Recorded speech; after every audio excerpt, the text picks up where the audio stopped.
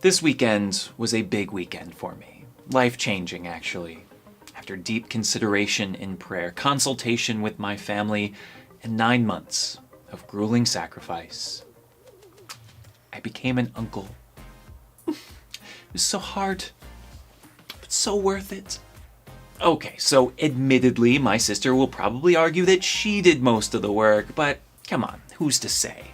What's important isn't who's right and who's using a baby for clickbait. Just look at the baby again. How cute is that? This is little Margaret Owen, a child that we had originally planned on nicknaming Maggie May, being that she was born in May. But when she was born a whopping 10 pounds, 7 ounces, we decided to go with Large Marge. And now I've just lost visitation privileges with my niece.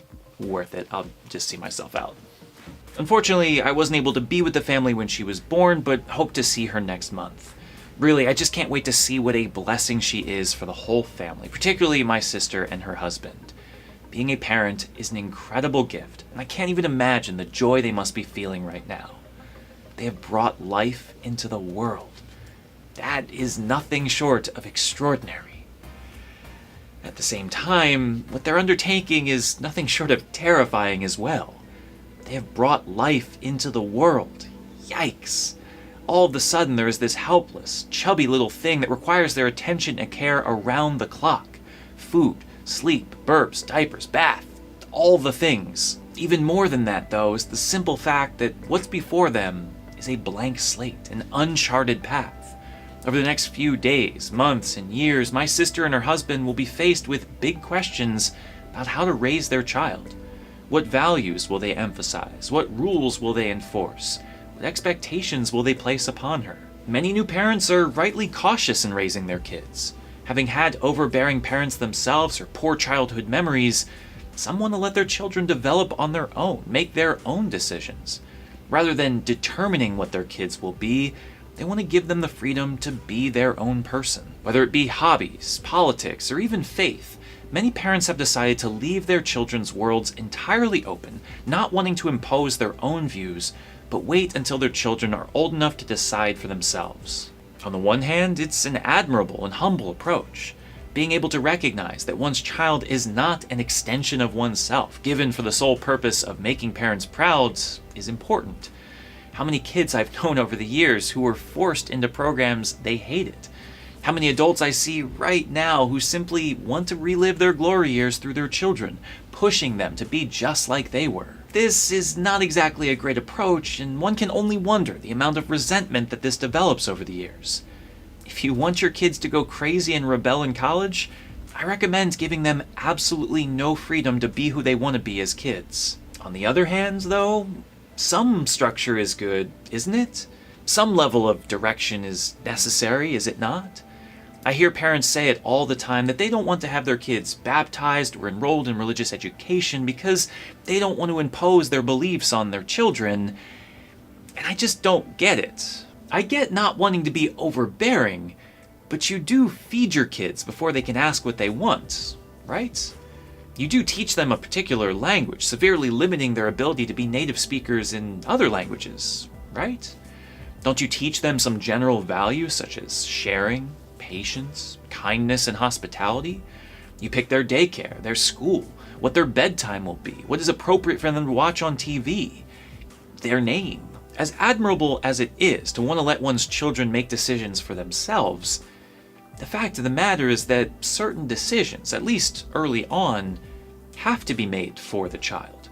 There are certain things that a child needs to develop, things needed at a very crucial age that a child cannot meaningfully choose for themselves. If faith is important to you, if you are a baptized Christian attending Mass or religious services regularly, I believe that baptism is one of those things.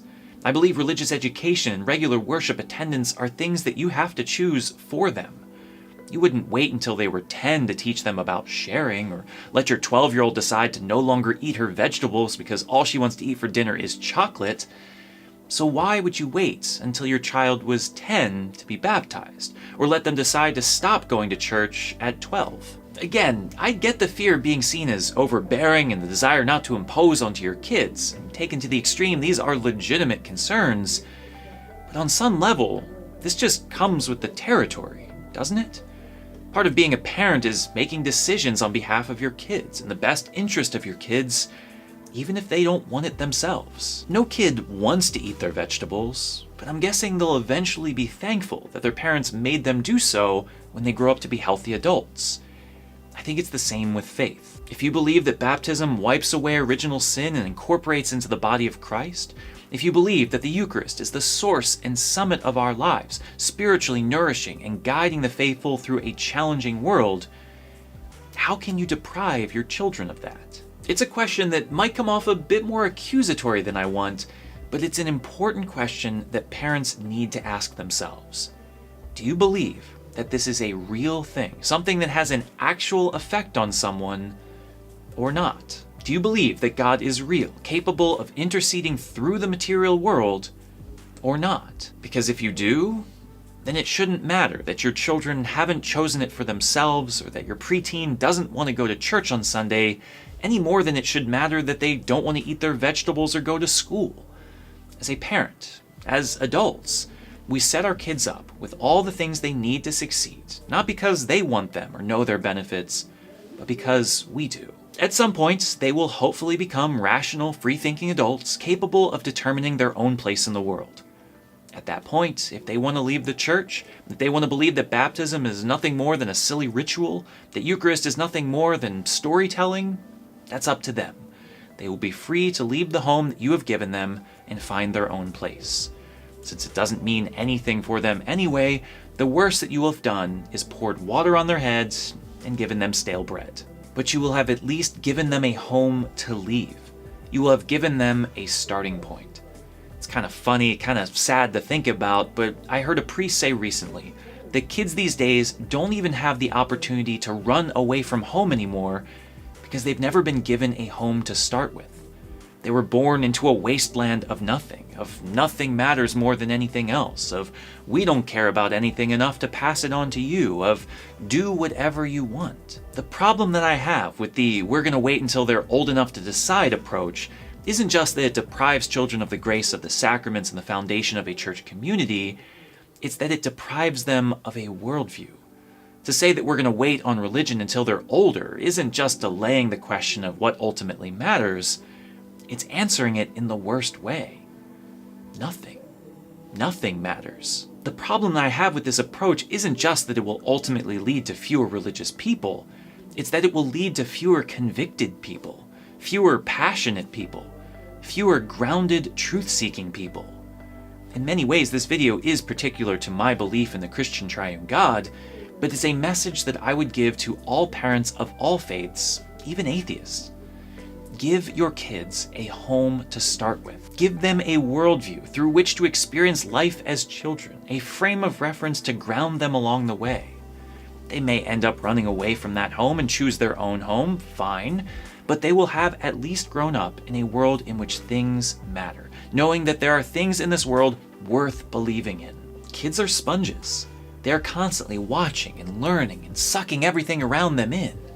If you give them rules about a bedtime and teach them how to share and make them eat healthy foods, but never show conviction about anything meaningful, never teach them about things that matter, never give them a sense that there is truth in this world, how are they going to grow up any differently? Many wonder if they should baptize their kids before the kids know what's happening.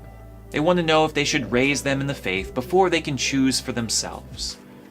I say yes. If you believe that things matter and that God is real, teach that to your kids. They may grow up and choose to go in a different direction. They may even choose to move out completely. But at least you will have given them a home to start with.